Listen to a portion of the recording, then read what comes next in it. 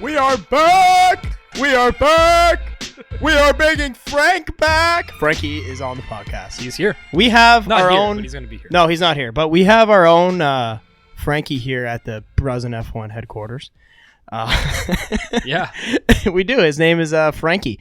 And he went to the Montreal Grand Prix this weekend. Yep. Which is what this podcast is going to be about. Yeah, so, he's going to be our direct F1 correspondent, at least for this past race. Yes. Ladies and gentlemen, welcome back to the Bruzin F1 podcast. I'm your co-host, Liam. This is Andrew. Hello. And we just wrapped up the Montreal Grand Prix. Kind of a snoozer? It was pretty uneventful. I remember you text me, I think it was about lap 46. You said something needs to happen here. Lo and behold, Yuki Tsunoda drove right into a wall, directly into it. Did we ever figure out what happened there? No, we didn't. I honestly do we think know? that they said it was his tires weren't warm, but I mean, it's a Formula One car. Like it's got to turn. Like, you serious? He made a pit stop, got fresh tires on. There's nothing from the team radio, and then he just drove out of the pit lane straight into the wall. Yeah, maybe suspension might have broke or something. I have no idea. Brakes didn't work. I don't know. Something didn't work. Yeah, clearly something. Poor Yuki. So yeah, actually, we dive into that in our interview with Frankie. It's going to be up on the thread if you guys scroll along our YouTube thread. Just look up for Frankie interview. Yeah, Frankie interview or free FPF. practice Frank FPF. Yeah. But yeah, so that's a good one. We had Frankie on for the first time. We're going to introduce him to the Bruzin family. We think he's going to bring us a lot of Ferrari insight. Yeah, you're the Red Bull guy. I'm kind of like the neutral-ish. You are a neutral. guy. Like, you're that neutral voice where you have so much wise words when it comes to Thank you. different teams and like aspects of those teams and basically kind of in general Formula One right now. Whereas me, clearly everyone knows that watches our show or listens to our podcast. I'm a heavy Red Bull fan. Yep. Obviously. Hello. And Frank is a heavy diehard Ferrari fan. Yeah, it's good contrast between the two of you guys. If we had a Mercedes fan, we probably wouldn't let him on the show. Yeah. But if we had a Mercedes fan, we would try and get his input or, once in a while, maybe. I don't know. Yeah. No, I'm not letting anyone step foot in this basement. But yeah, Canadian Grand Prix. I mean, it's our home Grand Prix here in Canada. I mean, we're from Windsor. Montreal is, a 10-hour drive? I think Frankie said it was like a 13-hour drive or something like that. Yeah, you can fly there for, a couple 2 hours. Yeah, but then you pay Canada fees to fly to Quebec, which are you're $800. You're looking at, if you do flight, hotel, and then the race venue, you're looking at almost like a $2,000 weekend. And for our home Grand Prix, I really don't care that much. No. Like, for it to be For Canada, $2,000, I'll go to as cool Mexico. as I think it is that Canada has a Grand Prix, I really don't care about the Canadian Grand Prix. I care about it because it's entertaining, because it can be a good one Yeah. if the teams and the cars are a more level playing field. But right now, Yeah, I think if it the was way that wet, Ferrari and Red Bull especially, but the way that like the top teams are performing, it's like it's a midfield battle. But I don't Yeah. really care about how, Alpine versus Alfa Romeo is doing. yeah, no, Like, I mean, it's good. It's still entertaining. yeah, But like, you want the guys up top to be fighting. I know. Whatever happened to this year's generation Formula One car is going to be the one that follows the closest. I mean, it does in the midfield. I mean, Carlos. There's a Sainz's DRS case- train that Leclerc was behind for like 16 laps. The poor guy. Yeah. But he did manage to fight back to P5, which is they said was still a disappointing result. They thought he was going to be higher. See, I can't believe that. I don't believe that at all. When you have a driver like Leclerc, obviously, he started back of the grid, taking 4 or 5 penalties, like separate penalties Because amassing he to switched, like a 10 or 50 place grid penalty or something. So I don't know, 35. I think Frankie said 35. Yeah, so I can't remember. he was back of the grid, but for him to climb from P19 or 20, whatever it was, to finish P5, Yeah, that's incredible. basically in George Russell's spot. Yeah. That's great. He's in George Russell territory. Yeah, he is. I mean, and to be there, he's the Mr. Consistency all season. But for him to be there, Yeah, that's really not as big of a deficit as not getting in the points. it's basically It's still good for the world the best case championship. scenario for Ferrari. Yeah. I mean, Leclerc obviously wishes he was closer in fighting for the top, but like the separation between him and even Verstappen, like when the race finished, I don't have the exact race results here. The like the time difference. All the times, like the splits. Yeah, but like he was way the fuck back. Leclerc? Like everyone was. Well, actually, no, so they weren't because they The did safety car, restart. but at the same time, though, Mercedes was like 7 seconds behind the Sainz and the But like when battle. before the safety car came out, it was like 20-second gaps between. Oh, I did see Verstappen that. to, I did like, see that. third or something. Yeah, I mean there was huge. pit stops in between that, but at the same time, people are making pit stops up throughout the entire race. Yeah, left and right. But and like I said before earlier, Leclerc was in a DRS train, and we know how that happens. It's just basically watching Formula One without actual having DRS. Right. So pretty boring. And that was another kind of Ferrari hiccup because that was a four car train in that DRS stretch. I think it was Stroll, Zhou, Vettel, and Ricciardo. I believe there was a McLaren. Yeah, I think it was Ricciardo. I forget Or it the might have third. been Lando. I forget. No, it was definitely Ricciardo because Lando finished way back. But it was 4 cars that are battling it out in a DRS train the whole time. Yeah. And Ferrari had a bad timed pit stop, a little bit longer than they wanted to. Oh yeah, wasn't it 5.3 And he seconds? came behind those 4 cars. If he had a clean stop, he's ahead of those. Oh, that's In so whatever frustrating. place that was. Or even in the middle of it, maybe at least. Maybe Yeah. he came and he would have been able to go second and pass. Like, oh, Yeah, that's it so might have been frustrating, dude. If he would have got ahead, it might have been P9, but I think he was like stuck in P13 for like 10, 15 laps or something. What I don't understand is how does the car that's leading the train not get past? Like, does it really have that much more pace? I know it's in free air. It's not behind another car. But if you say you have a Ferrari behind an Alpine, for instance, or no, let's go with an Aston Martin, like it was. How does he not pass? See, I think that just comes down to the car is set up obviously, but On the straights. it's that still that dirty air that's there because even if you're getting DRS, and we know Canada, I mean, other than Baku and maybe Mexico, I think the Canadian back straight is one of the longest straight. ones. Yeah, it's a long straight. And China, F1. China's got a big one too. That's right. Yeah, but it's a long one, and it's definitely like the best passing opportunity for Canada. We saw it many times where it did take place and did happen. Yeah, but we saw it towards the end of the race, even with Verstappen and Sainz, like 2 very skilled drivers and 2 of the best cars. That quick acceleration that Max got off that hairpin turn, Sainz just couldn't match that. Yeah, you actually saw the times, and I heard the commentator. I don't know if it was Crofty or Brundle saying that when you go into a hairpin or a penultimate turn, the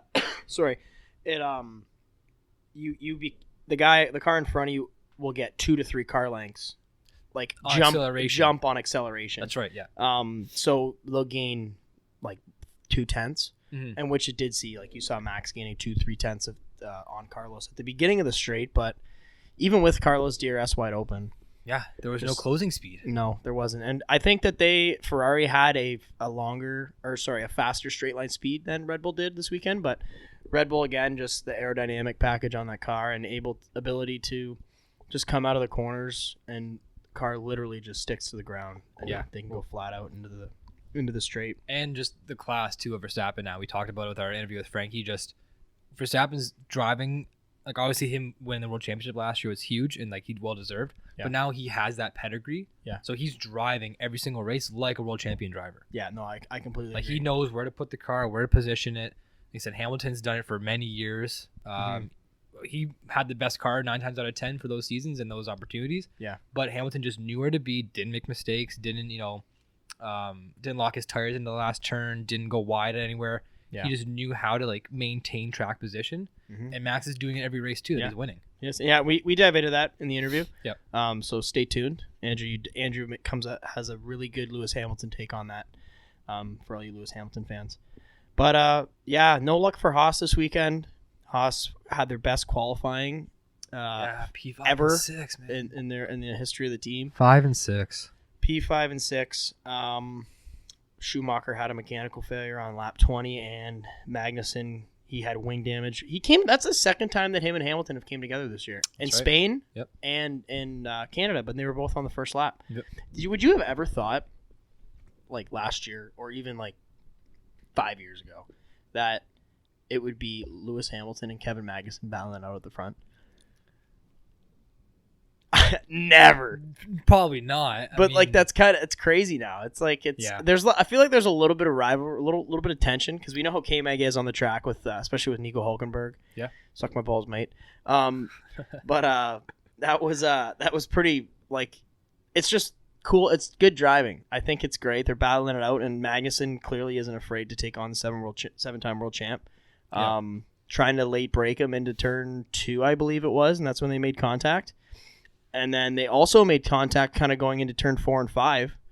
That little tight chicane that goes around. That's my favorite corner on the track. It's nice. Yeah. Like little sweeping moves you can make there. Dude, you know what comes out on July 1st? F1 2022. The game. Oh, the game. The game. And the 2022 manager. That's an August. And you're a big manager guy. I might go for the manager game. You're going to be the manager guy? Yeah. I've watched, shout out to Mitt Marduk from YouTube. I watch his YouTube videos all the time for F1, like the actual gameplay. Yeah. But for manager, that's more my cup of tea. You do like, yeah. I've done FIFA manager mode since I was 11. So I still got one going right now. Chelsea's looking for a coaching position. You sign me up, boy. These teams got problems. I just saw Lukaku's going back to Inter for £8 million. Chelsea bought him for 110. He just really wants from to Inter. Why does he want to get a Chelsea so bad? They just fucking stink. He played so bad. Okay, make sure you guys tune into the Footy Fans podcast. Andrew has his heartfelt feelings about Team Chelsea. Our last episode, it was a rant fest, man. Brutal. It was a rant because our last episode was our season ending. Yeah. Like, whatever. So I just let it all go. Oh yeah. There was. You kind of have to just put it all on the table now. There was tears. There was a lot. Spill the beat. Did you tear? You cried? I didn't cry, but I wanted to. Fuck. You're kids, man. You can't cry. Real men cry. Yeah. So then we finally had some. We had some fireworks on lap 49. Yeah. Just this is kind of right when you text me. It was right around lap 46. Yeah, I was surprised actually. Sonoda, as we said at the beginning of the podcast, drove directly into a wall. Max Verstappen made the pit stop on lap 42, so we had about 7 lap old tires, and then Sainz got a cheap pit stop along with Hamilton and Mercedes. Yeah. It was kind of indicative of what happened last year in Abu Dhabi. Mm-hmm. A little bit, yeah. You know, you had Max really not on old tires. What's 7 laps difference on hard tires? Those things could go for 50 laps of this race. Yeah. And then we had obviously Hamilton on the old hards last year. But yeah, it was just kind of interesting to see, put it toe to toe, the Ferrari and the Red Bull on older tires, and see what, how it panned out. I kind of thought that Sainz might have got his first win, but I don't know. I know. Fuck, man, if you couldn't have done it then, I don't know when you're going to do it. I know. It was a like, good who do you need driving up there? Yuki? Yeah, maybe. Come on, yeah. man. Or Latifi just crashed somewhere. Yeah. Don't worry, guys. He's going to crash. I shout out Stroll, man. He got P10 again. I think he's had. I feel the stat was he finished either P9 or P10 like 3 other times in Canada. Really? Yeah. So he's actually had I think this is his 4th top 10 finish. So he rises to the Canadian occasion. Maybe. It's still P10. Yeah, it's not. No, I'll give him a little credit when it's due. Yeah. But yeah, I mean it's due for him because P10 for him is like a fireworks show. Yeah, it's a silly sesh. But I mean, with Verstappen and Sainz, Sainz has been there so many times. He's always been like the bridesmaid, like always second best in so many opportunities, so many occasions. Like so frustrating. Gasly winning in Monza, like Sainz is right there. I remember his team radio. He said if I had one more lap, I had him. Like because the tire degradation for Gasly was like really wearing down. Mm-hmm. And yes, I believe what he said in his radio. Like if he had one more lap, he would have got Gasly for the win in Monza. I think it was with Ferrari. No, that was with McLaren still, I think. Was it? Yeah. Okay. So that was 2 seasons ago. Mm-hmm. So just before his jump. And then he's already finished P2 in the season as before, I think, in one of the races. Yeah. So he's there. I mean, I don't know if he can outright win on merit. Like I don't, because like you still have to look at. Yeah. Like you're not just battling the Red Bulls when you're Carlos Sainz. No, you're battling your teammate. And we touched on this with Frankie about having Charles as your teammate. I don't want to spoil it. I feel like it's a good interview. I know. We'll get to we want you guys to listen to the interview. We'll get to it soon. It's something different that we've done on the podcast. But yeah, I mean, I completely agree with you. Yeah, I completely agree. It's tough for him because like he's arguably racing against the best team, and I mean, Checo's had an unbelievable last couple weeks or racing weekends. Mm-hmm. So like his confidence is sky high. Unfortunate for him in this race in particular with the DNF, but I would honestly say Checo's had a good season. He's done great. Like the not just his last couple races. Like he's had a great year. He's in second for points right now. Leclerc's 3 behind him, with his DNF, which is hurt, but still, I mean, you're 45 behind Verstappen, 46. And like with that happening too, like with Max having a couple of DNFs this year and not finishing P1 every single race. Yeah. With Checo kind of stepping up a little bit, he's got Red Bull constructors at 304 points and Ferrari at 228. So that's a stat. That is a stat. That's Are you serious? That's an ode to Checo too for like how well he's done.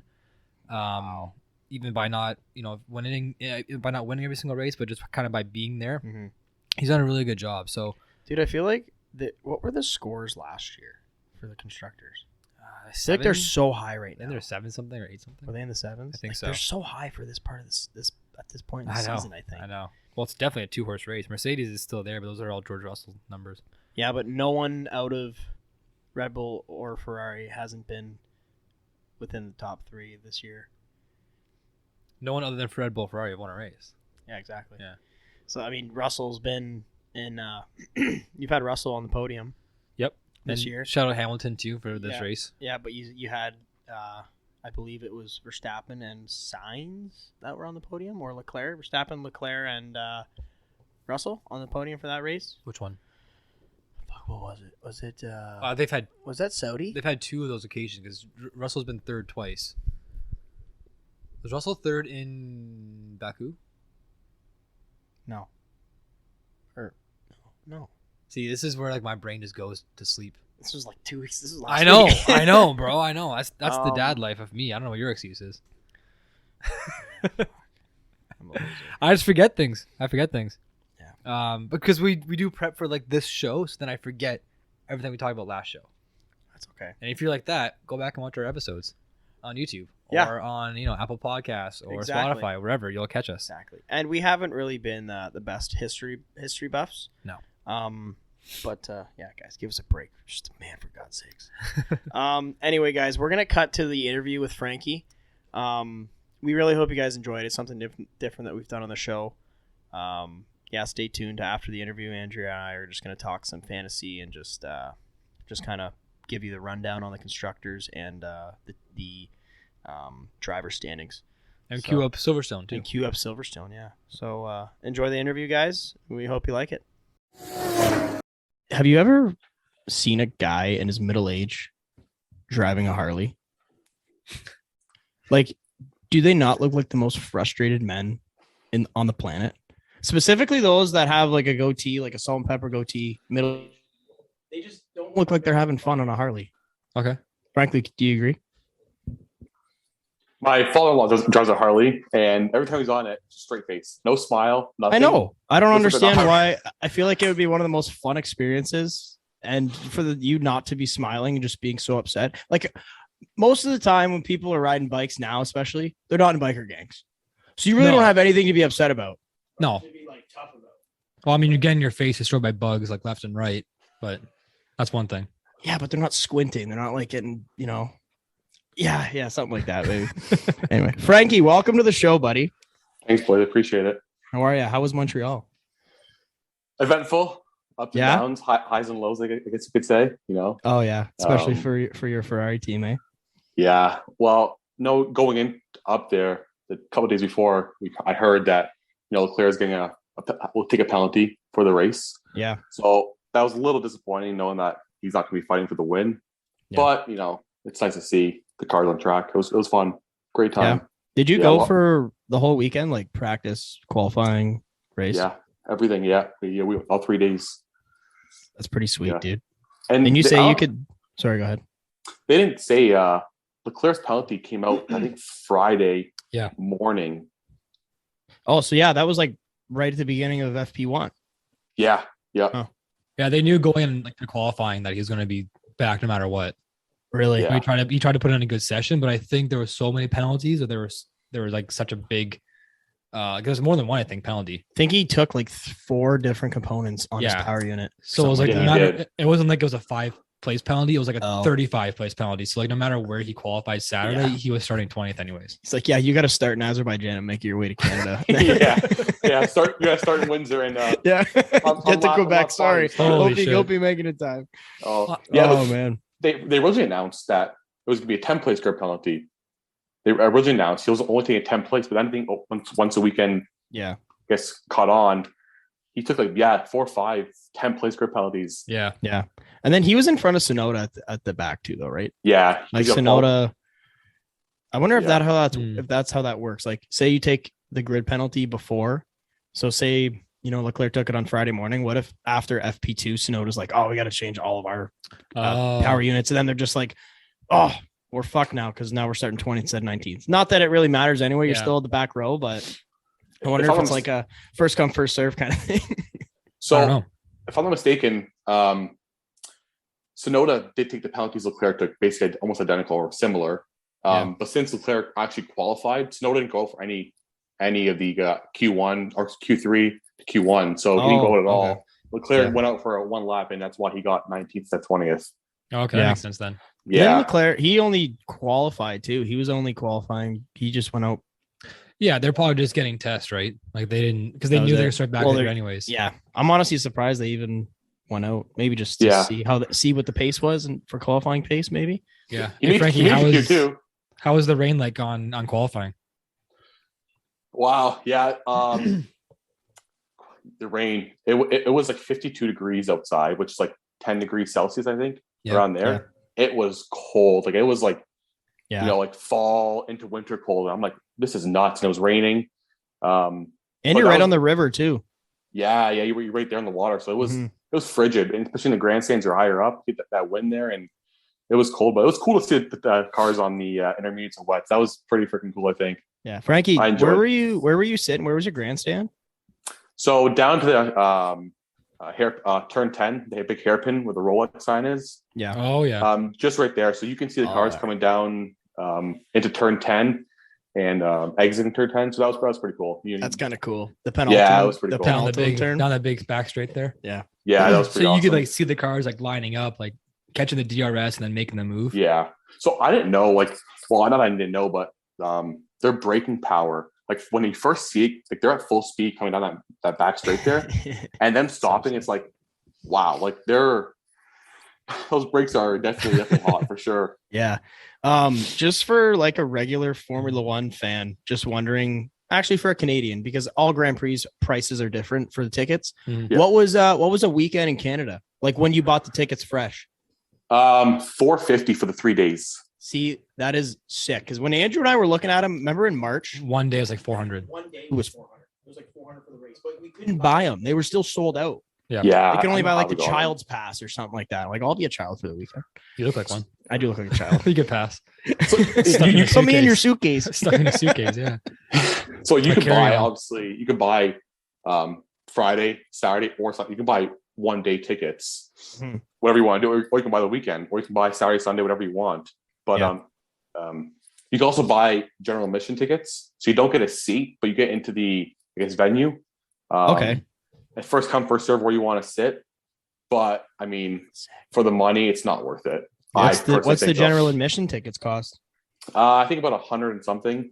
Oh, that's not bad. But do you get to go anywhere in the track? You can go stand. I would stand the whole Grand Prix and watch. I wouldn't even mind if I can go anywhere. So they make it so basically the first come, first serve to where you got to go, and you can't see much. You're struggling to see what's going on. So it's, I don't know, if you're gonna go distance you from the track. Yeah, you spend the money. I mean, if you can spend the money and go for the dude, weekend. $400 for the weekend, $450 for the weekend. That's, ahead of time. Yeah. Ahead of time, that's great. You said you bought your tickets in February, right when they came out. Yeah, early February when pre-sale came out, we bought them.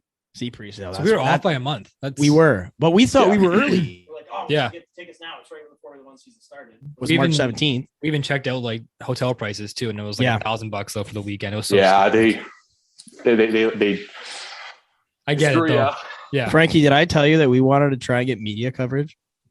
Oh, really? Yeah, dude, we were gonna write a letter to the Canadian press, the director of media, he's has a federal government job. We were gonna write a letter to him, see if we get approved, and then we take that letter and we give that to the FIA, and the FIA deems if we're fit to fucking do it. And we didn't even have a podcast episode out yet. We were so fresh. Well, I think we had 2 episodes. That was it. Yeah, we had 2 episodes. And they were all trailers. Oh, that's funny. They're we have some footage. It's a 1-minute teaser. So we look like we're legit. We got shirts on. We had the shirts before the podcast name came out. Oh my god, that's great. We were desperate because we wanted to go so bad. Obviously. We did. We were like, how can we get these tickets? It was. Well, they're over the 3, so they count like total attendance for the 3 days. Yeah, like they know how many tickets they sold, right? Oh yeah, there was 338,000 people over the 3 days. I saw that. But that number might be a little skewed because for me and my father, for example, they count us 6 times. 3 days makes sense. Yeah. So yeah, so there could really only been a third of the amount of people there. Yeah, technically. Yeah, but it's just the same people going. But yeah, still, though, you probably have 100,000 on Friday, 110 on Saturday, and who knows, whatever it is, 120 on Sunday. Yeah. Sorry. I was gonna say for the Friday practice, like for golfing, if you go on the Tuesday session, you can kind of go like walk around the course, so you have more open access. Was it like that for free practice on Friday too? You can kind of get a little closer, or are you still blocked off? No, you get whatever. Like all the seats are assigned. They're all grandstands. They're all assigned. Okay. So you have seat, for example, row H, seat 2, section 24. That was an example. So you sit where you're assigned to sit. If you have a grandstand ticket. So all 3 days I sat in the same spot. All 3 days I had different people sit next to me. So but no, the practice were pretty cool. It's like an airplane. Yeah. It's like, the funny thing too is they have 2 commentators that are commentating the practices, the race, even qualifying. Cool. Is it the guys that are from the TV? No, it's not Brundo or Crofty. It's they're 2 Quebec gentlemen that did it. So they're speaking French. They spoke French, but they repeat themselves in English. In English too. It's like you're listening to like the Montreal Canadiens announcers. Maurice Richard, RSN or something. I think they pull the guys off the street. The commentators. Oh really? Yeah, that's unfortunate, man. It was so funny. They would go like, so Magnussen fastest in sector 1. Magnussen sector 1 fastest. It's like, okay, no one cares. It's 2 minutes into the practice and they're screaming Magnussen fast sector 1. It's like, okay, let's relax here. They're probably told to like hype it up though a little bit. Oh, for sure. Yeah. Then the best was too in the qualifying. They went from wets to inters, right? Yeah. So some like the lower drivers would set fastest sectors on the new intermediates, and they would go crazy. It's like, dude, like you understand that the wets for intermediates is a little bit different, timing. So it was just funny. Oh, they're on the treaded tire. It's like it's like Will Buxton, like the guy that point out the obvious. Yeah. On this tire, they will go faster. Yeah, it is wet. So, will they use the wet tire? Come on, you fucking dildo. Anyway, yeah, that's cool though, Frankie. What do you think of Russell's decision on going on wet on slicks? Like when everyone saw him in the stands, were they just kind of like, "What are you doing, you idiot"? So I don't know if I saw, but certain parts of the track were like they had a very wet, a very dry line. Yeah. So you could go on the slicks, but there was a couple sections. I know, like turn 1, turn 2, even puddles. Coming at turn 10, it was puddles. Like it was standing water. Yeah. I mean, whether it was a good decision or not, I think they had to go for it. If I was Mercedes, I would at least put one of them out there. I was kind of surprised. I was kind of surprised it wasn't Lewis, to be honest with you. Yeah, I don't know. I don't know. We'll get into that later on, but something's wrong with those two.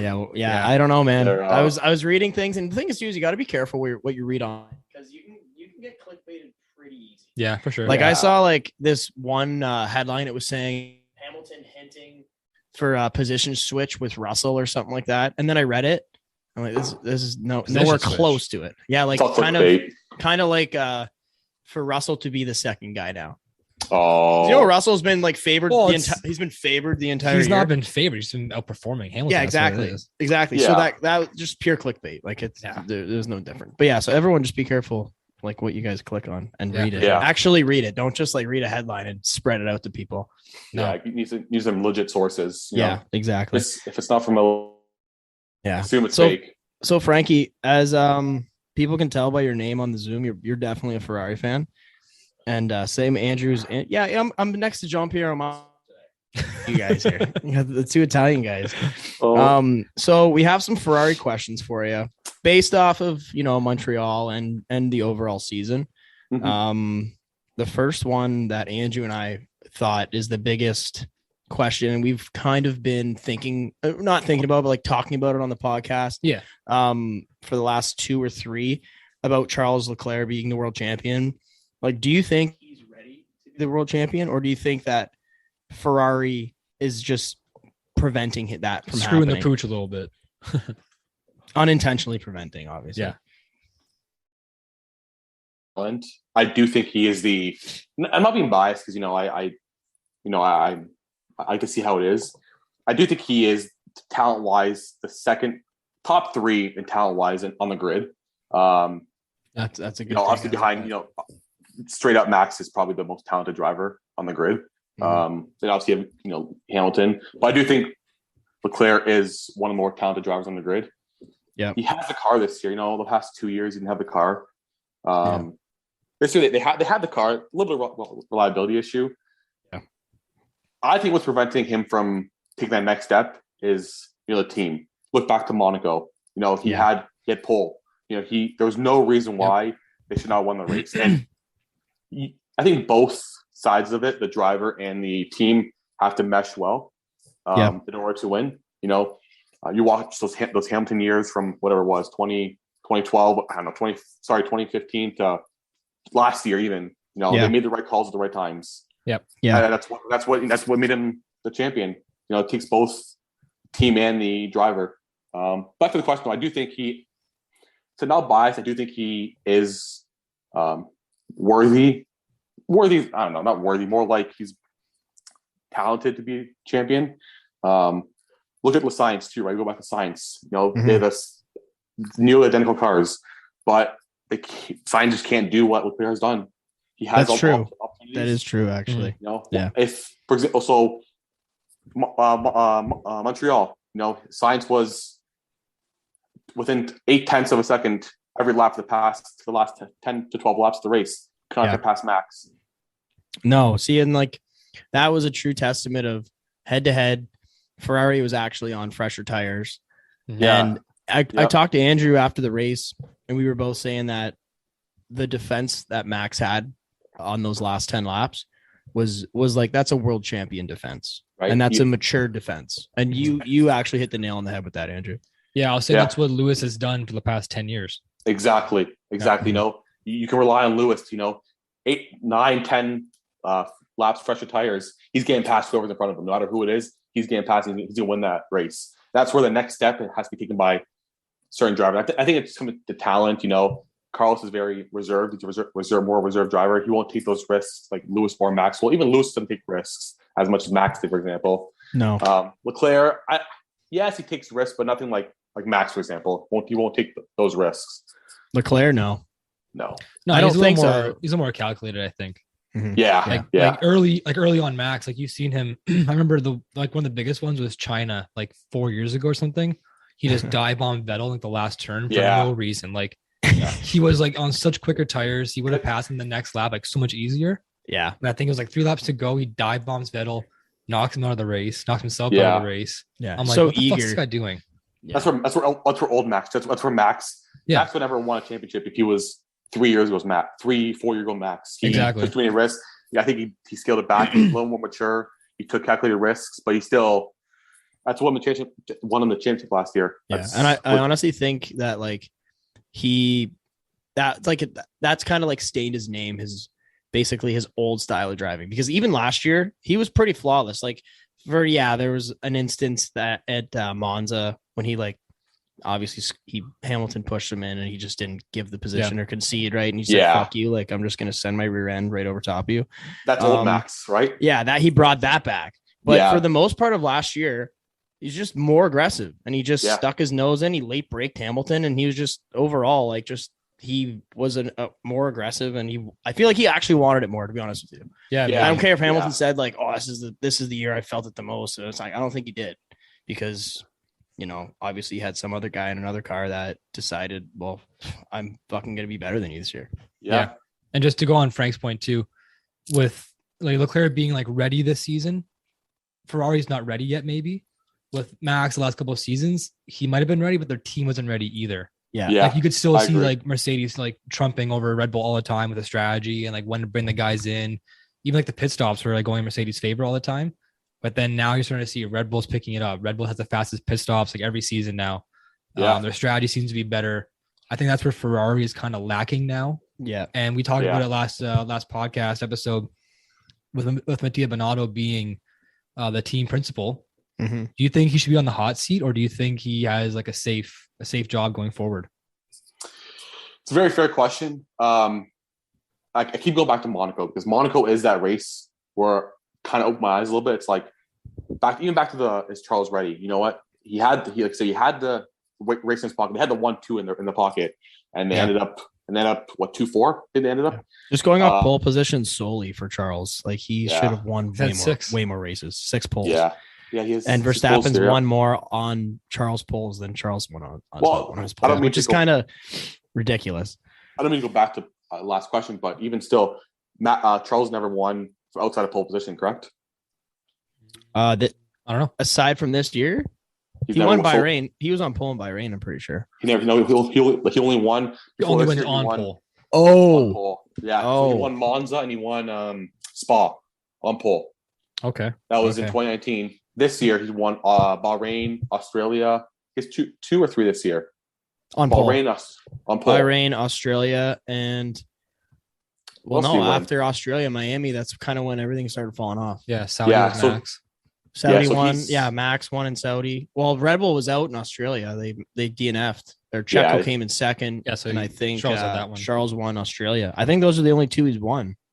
Yeah, so he's like the point. He's only won 2. 4 all his wins have been from pole position. So that kind of does scare me a little bit because Max has already 24 wins in the season. Yeah. And are in his career. No, he's at 26 now. 26. I think he just passed Niki Lauda and I didn't. You didn't look it up. I didn't look at the guy's name. There's another guy that he didn't do your homework. No, I didn't. He's probably from like 1949. What's his name? Yeah, I forget his name, but also too, I mean, not to get off topic, but there's 22 races nowadays. See, that's back the thing then there was too. 10, 11. Yeah, and actually, which is crazy. Yeah, I was watching Max's interview. They asked him, "Oh, how's it feel to pass?" I think Lauda. I forget it was Lauda and someone else. He said, "Sir, he goes, you know what? We have double the races, so it's a little bit easier." But no, back to Binotto. It's a touchy subject, I guess. Just you gotta get those race wins when you have them. You gotta cap those opportunities. Beauty. Sorry, just one last thing. So do you think with Leclerc and like the form that he's been in, do you think he's too far away from Max now to recover for this season to be world champion, or do you think it's going to be a next year project? I think no. Looking back at last year, look at Lewis and Max. Max had a 30-point advantage at one point of the season, and Lewis crawled back. So I don't think it's out of the realm of reality, but it's gonna be tough. It's gonna be really tough. They have to really get it right. Yeah, I think Red Bull will need a couple DNFs. It's a 49-point gap right now. So yeah. You know what though? That's two wins, DNFs. 2 DNFs. That's 2 DNFs for Max and 2 wins for Charles. So and Red Bull has already 3 DNFs this year already? They have? Red Bull, Well, Checo last race in that's unfortunate. Gearbox. So, Checo's been racing pretty well too lately, as we know. Yeah, I didn't realize how much of a fan base he's attracted. Yeah. Do you think that Carlos is going to get a win this year or ever? I'm going to say with the car they had this year, yes, but he's got to get lucky, I think. Yeah. He's got to get lucky this year. You think there's got to be like a couple DNFs or something? Yeah, absolutely. He won't win off of pure pace, I don't think. He's got to get a couple DNFs for sure. Yeah. Yeah, I agree. I still think I don't think he has what Leclerc has, for example. I don't think he has it. That was almost our first Mom the Meatloaf moment on the podcast. That was good. I was trying to be Mom the Meatloaf. I was trying to be subtle with it too. I saw that coming in. I'm sorry, Frankie. I was literally saying to Andrew before we started this interview, when you walked out and you're like, I got a meeting or something like that. I'll be on for an hour, and I'm like, Mom the Meatloaf. Yeah, that's great. Oh, yeah.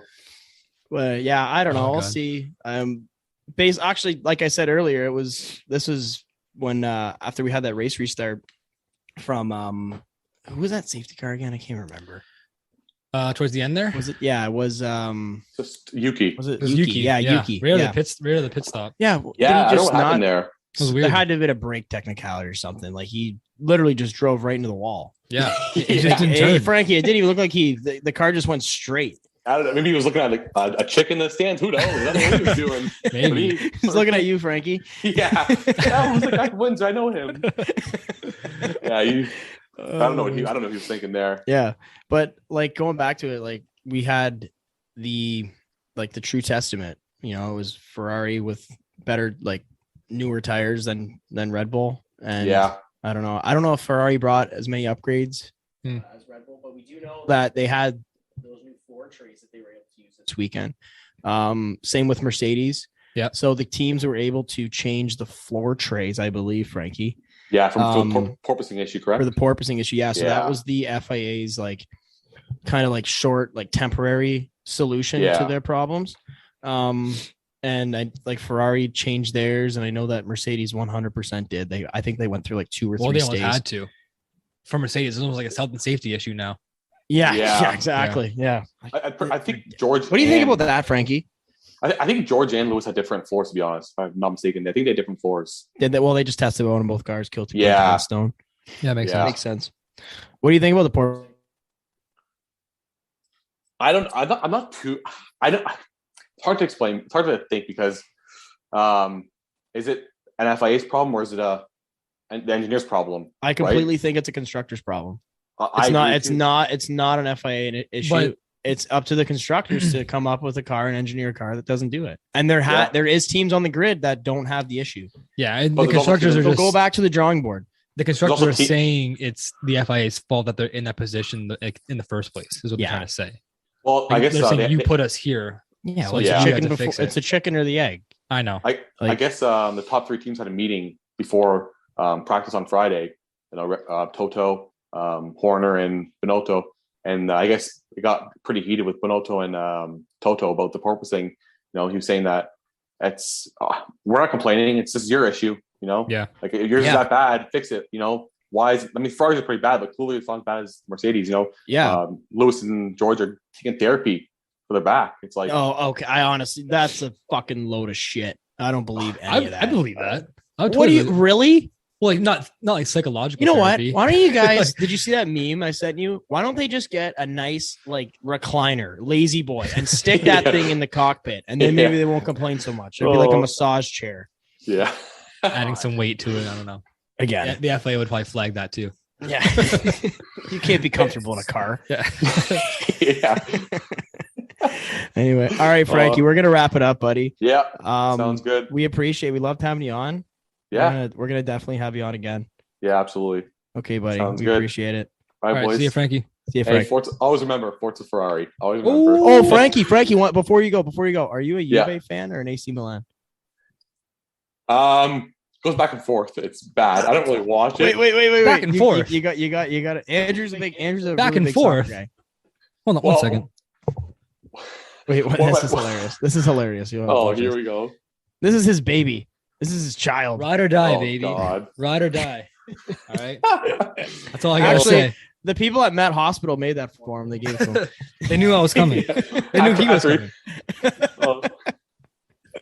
They're like, yeah, we've had this guy here like a couple of years ago. He's a huge Juve fan. I draped the walls in my scarf, my Juve scarf. Before he was born, he had all the Juve stuff on the wall. I pulled him out in the scarf. I wrapped him. He's got him in a Daniel Ricciardo shirt too. Andrew's a Ricciardo fan, big Ricciardo fan. Oh, how can you not like Ricciardo? That goes back from like his Red Bull days too. Yeah, that's a conversation for another day. I think Ricciardo. All right. Yeah, don't worry. All right. Hey, Frankie. Yeah, we have to talk about that. We're gonna talk about him. Maybe we'll see after Silverstone. We'll see what happens there. Yeah, that's gonna be a good race. I'm excited. He's on the hot. That is the. You said, Andrew, that is the. Mercedes Mercedes projected that benchmark. they're gonna have like a better car for Silverstone. Yeah, it said like a month ago though, so I don't know how they can predict that this far ahead. Yeah, I know it's their home race. Well, they make it lucky, like Leclerc. Yeah, that's what they say. I don't know. Yeah, Brackley. All right, we gotta wrap it up. Okay, Frankie. All right, boys. Cheers. We're off, buddy. Cheers. Yep. See you guys later. Yeah. See you. We hope that you enjoyed the interview with Frankie. Very wise. He's a very wise Italian guy. He's a cool cat. Big Ferrari guy, yeah. Frankie, thanks for coming on, buddy. We really appreciate it. That's my first time meeting him, so I think... Yeah, that was Andrew's, first time meeting him. I think we'll get him back. Yeah, I've known Frankie for the last 2-3 years. But yeah, no, Frankie, Yeah, like I said, we appreciate it, buddy. It surprised me a bit, actually. Like, he knows his shit. Frankie does, yeah. He's right on, dude. I thought he was just kind of like a new wave kind of guy, but I think he's been an F1 guy for a while. He's watched F1 for a long time, I believe, yeah. Like, he's one of those Ferrari, like, he's a Ferrari guy. Yeah. Which I said earlier, like a few podcasts ago, like, that's a big Ferrari. We have a big fan base in Windsor because we have Little Italy, obviously, on A Street and everything. So, but yeah, we're going to get to Silverstone. And as everyone knows, last year, we had some fireworks between Lewis Hamilton and Max Verstappen. Yeah. Very, very questionable calls by the FIA and the stewards. That was, I mean, I remember Drive to Survive. That was one of their most hyped races. It was. Other than, obviously, like, Abu Dhabi. Yeah. But, last year was so fucking... I know, last year was crazy, man. Like, if you didn't watch Formula 1 last year, I genuinely feel sorry for you. And if you did watch it, we're the podcast to listen to because we're in that same kind of vibe. Exactly. Like, we're as excited as you are. Yes. Every single season. I do literally, when those Abu Dhabi highlights still come up on my phone, like on Facebook, I can't stop watching them. I love it so much. My favorite is watching when Max, and it's just the engineers and the drivers, and it's two side by side. You got Lewis Hamilton and Max Verstappen, and all you can hear is their engineers, and then you just hear everyone in the back of Red Bull Garage going nuts, and he's like, "Stop the weaving! Stop the weaving!" It's awesome. They were so hyped for that, and I get it, man. Like, oh, dude, yeah, once in a lifetime opportunity handed to you so by cool. Michael Massey, and even Thanks, Michael. Oh my god, go wash some floors. Yeah. But yeah, so like you were saying before, like we were doing the Frankie interview, you were saying that do you think that there could be some revenge or what's going on? It's Mercedes home race, it's Red Bull's home race. Yeah, I mean with Red Bull being stationed like in Austria, but also in like Milton Keynes, and then Mercedes being German, but also stationed in Brackley. It's kind of a weird setup, Britain scenario. Is the Mecca Center. It really is, but I mean, I think it's more of a Mercedes home Grand Prix because of the Hamilton effect. But there's no doubt in my mind, Christian Horner wants to fucking win. Oh, 1-2 in Silverstone. And it would be a good like little fuck you to Lewis and Hamilton and Mercedes and all that. But as far as revenge goes, like maybe they might say that in some interviews because I'm sure the media will bring it up because of what they're gonna bring it up 100%. Last year. But when it comes to the actual race, I don't think Mercedes or Red Bull will even be close. I don't think there will be an attempt for Red Bull's gonna run revenge. away with it 100%. And like Mercedes, it's a high-speed track, and Red Bull is a faster car. I mean, Mercedes coming out saying that a couple weeks ago or a month ago, saying that Silverstone's like their projected race benchmark to like bring all this new package and new like aero and new porpoising fixes and all this shit.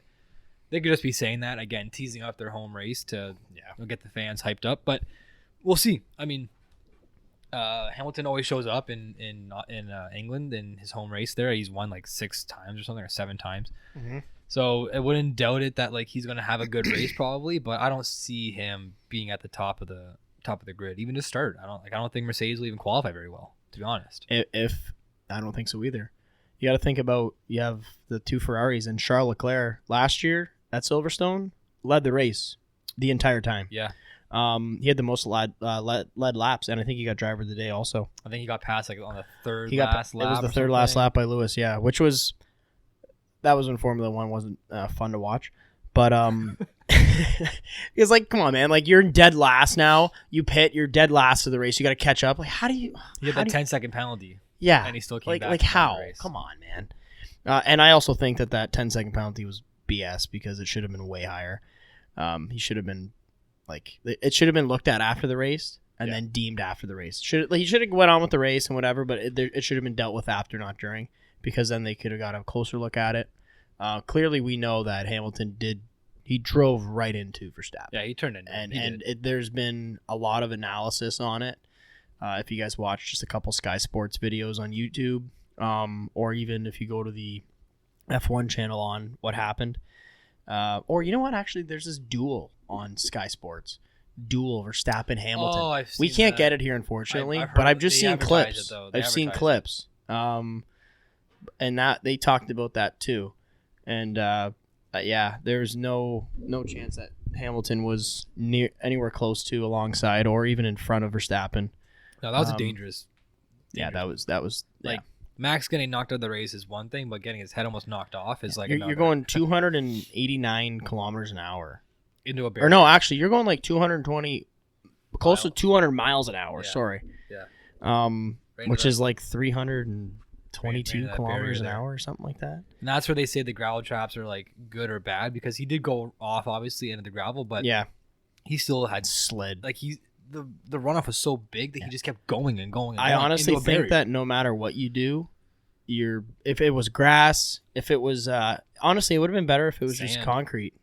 Concrete. Yeah, if it was concrete, you just would have spun out. I think grips, tires might have just grabbed him. I don't go on that speed, man. See, I don't know. I have no clue. But I think either way, what happens if you're going 300 kilometers an hour and you're making a turn, you're done anyway. That's almost like I think it's like almost a 4G corner.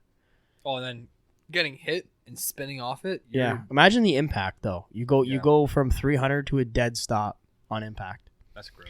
Kind of crazy. Lewis Hamilton's a dirtball. Yeah. So we don't know what's going to happen. I really don't think that Mercedes is going to show up. I think Mercedes is going to get the traditional 5-6 as they have this year. And maybe George Russell might be in the top, I don't know, might be in the top 5.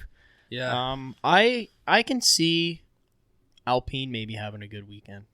They've been consistent too. Because they've done a good job. The straight line speed of the Alpine this weekend, it showed actually. Fernando Alonso and Ocon, they were both pretty stellar. I also don't agree with the Fernando Alonso going that long on the medium tires. I think they kind of fucked him. Yeah, because there was two. He had two a lot pit of stops in between that he could have taken that he chose not to. He should have, because he just was losing lap time just due to wear of his tires. Yeah. But yeah, I honestly don't think we're going to see anything different in Silverstone. And with that track too, there's not many. Like, it's so open and it's so wide fast though that there's not many chances to even DNF, or it just really comes down to straight line speed, because and reliability. You can go flat out almost 90% of that track. Yeah, so reliability is big there too, actually. Yeah. So I mean, we'll see if anyone maybe new power units for this track too. We'll see. Yeah, maybe Red Bull. They're definitely going to need a new gearbox. I bet you they would change Verstappen's gearbox too coming into this weekend. I think they would do it. They'd rather do it for this one because they have Austria next.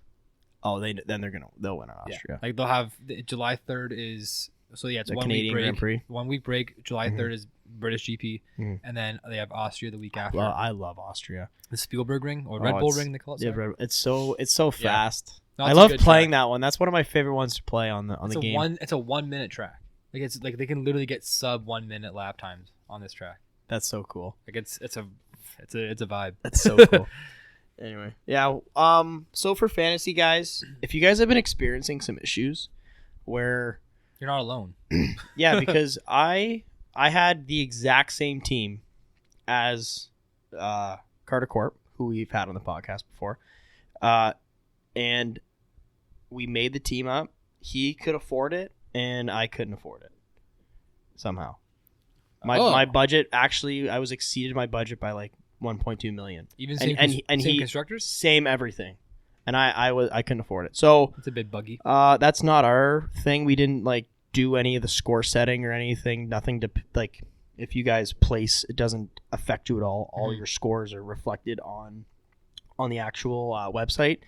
We didn't make a rule thing where it's like, if you're doing better, you guys get more money, sort of say, or you get your players for cheaper. I've also noticed that the drivers and the teams aren't being represented in like real time. Like, you still have Hamilton's the same cost as Verstappen. That's what I mean. It's ridiculous. Leclerc should be adjusting. The like Leclerc and Ferrari are a lockup right now. Yeah, it should be like real world like rankings still, because it's like it doesn't make any sense. Like, you still have, I think, one of the Haas. I think Magnussen's like one of the cheapest guys you can get. He is. He's getting points. Like, yeah. right. So yeah, be smart with your money, boys. Yeah.